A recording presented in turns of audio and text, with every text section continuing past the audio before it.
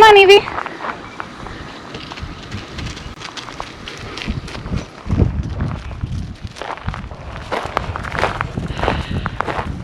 Hello, everybody. Welcome back to Reach and Reverie. Evie, you stay by me. So we haven't really filmed a whole lot lately. We've been entirely so busy. The low end we've been letting drag has been filming. I came out here to, Evie, come over here. There's something in the garden I want to show you guys. I don't want Evie necessarily to bother. Come here. Come on. Come over here. We'll go say hi. I came out here to neem oil tonight on my squash plants because they are completely infested with squash bugs, and I am determined to get some pumpkins out of them before the end of the day. Do you see another one? In coming out here, I know there's a lot of weeding we have to do. This is the time of year where we have gotten entirely so much rain, and I am not keeping up with the weeding. But we've also been getting a lot of really good harvests out here, so I've been coming out here and really enjoying the garden so much every day. Let me share with you guys a glimpse.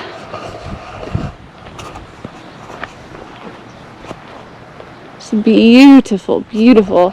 I've been meaning to get out here and do a video, but it's just, we've just been so busy.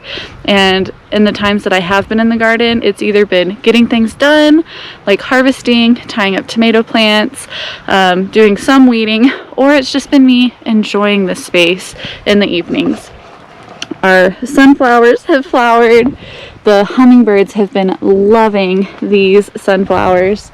I've got another one over there that's super tall. We've got sunflowers over here that are blooming, butterflies flying around, and we are fully in the swing of things, of everything going past its peak. And we are finally in that stage of the gardening season where everything is really rocking hard. Look at all the tomatoes on this tomato plant. It is full of tomatoes. But this wasn't a garden tour. We've been catching a lot of things in the garden the past couple weeks. Just a couple nights ago, Josh and I evicted a few weanling-sized rabbits, and we caught these 2 baby rabbits in the garden. It took us probably an hour, and we were chasing them around, and I grabbed them, put them in a 5-gallon bucket, and we moved them out of the garden to a different area on our land. And came back in tonight, and we found something that may help our little rabbit problem, because apparently Mama Rabbit wants to have her babies in the garden, because in all fairness, this looks like a great place to hide her babies. They were very hard to see. They were old enough to be living on their own, but small little rabbits we didn't really want running rampant and wild in the garden. So came out here tonight, about to start neem oiling my garden, and he's still sitting over there. Lo and behold, my dog Evie came running through here as she always does, and she stepped over something. And as I was walking, I'm used to seeing this type of thing in the garden, not any real ones. And when my eye captured what it was underneath her that was real and alive, I just about had a heart attack. It was a snake. And my first thought when I saw it with its bright, rich colors is I was like, is that a copperhead? And it wasn't. It's non-venomous. I'm pretty good with snakes. As far as identification, it's a non-venomous snake. Let's take a look. Nope, that's not the real one. And see, I'm used to seeing snakes in the garden because we have rubber snakes everywhere. Look at that. We have a pallet right here. And this is where we've had our mulch. We've got a pallet of mulch at the beginning of the season. And right here, hanging out next to the pallet, is a gopher snake. You can see him breathing. And this is a colubrid. It's non-venomous. They eat rodents and smaller reptiles like snakes and lizards and things like that. So he's actually a welcome guest in our garden. He'll keep the baby rabbits away. You can see his head there. non-venomous.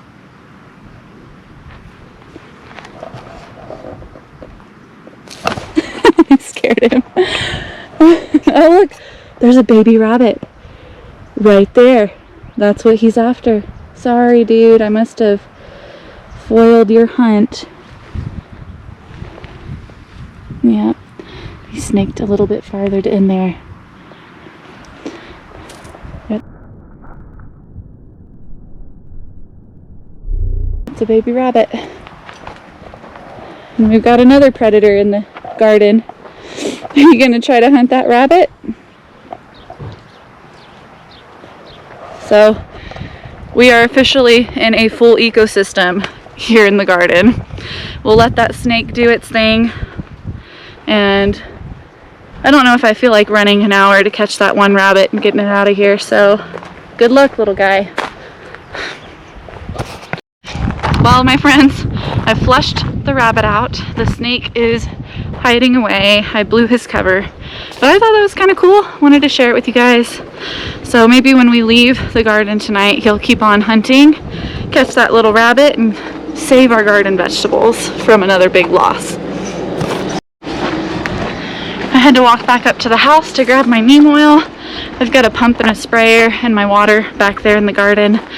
So we'll get to getting rid of the squash bugs, let the snake do his hunting to get rid of the little rabbits, which we have so many cottontails on this property, and then the garden will be at peace again. Man, I really got a weed. Look at all these weeds. So now I've got my pump sprayer and I'm spraying neem oil. You want to coat the tops and the bottoms of the leaves on the plants. But as you can see, this is now a race against time, trying to keep the plants in the pumpkin patch alive long enough to ripen our fruit into pumpkins. You can see we are getting there. We've got a blue Hubbard turning blue. We've got a beautiful Lady Godiva there. We've got some cheese squash. That one's got just a touch of green left on him, but he's starting to turn tan.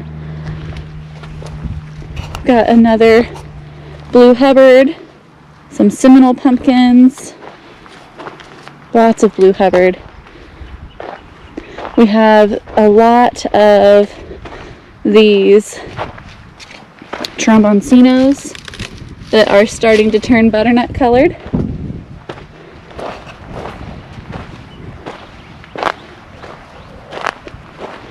Here's a closer look at the Jardale pumpkin here. It's ripening. Even more blue Hubbard. Oh, and a closer look at that cheese squash.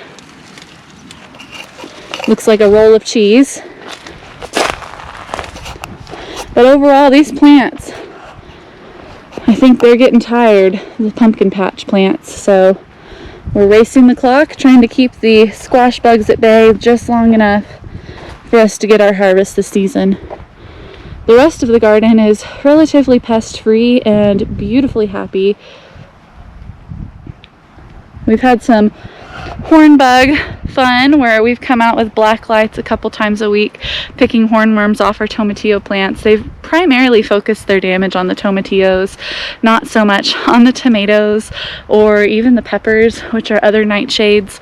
But we've still been able to get remarkable harvests. I made salsa verde this week out of our tomatillos, and we've been able to have some green chicken enchiladas. I plan on doing some chile rellenos with our cubanelle peppers this week, and we also had canned this weekend 20 quarts of pickles from our Armenian and snake cucumbers. I was able to throw a Boston pickle in there and a couple of Katrina cucumbers off our Katrina cuke plant, but other than that, it was primarily led by the snake cucumber and the Armenian melon. We also picked our first Charente melon this week. We've got watermelons growing on this trellis. I've had 1, 2, 3, 4, 5 really nice watermelons, so we are getting really excited to have some sweet watermelon this season. keeping this one short and sweet. I'll be sure to get some more content out soon through all the busyness of this crazy summer season. So if you want to stay up to date with everything going on here at Reach and Reverie, don't forget to hit that like button, subscribe to the channel, that way you don't miss a beat. We have some really exciting news coming up in the videos to follow, and you're gonna not want to miss it. Stay tuned for more.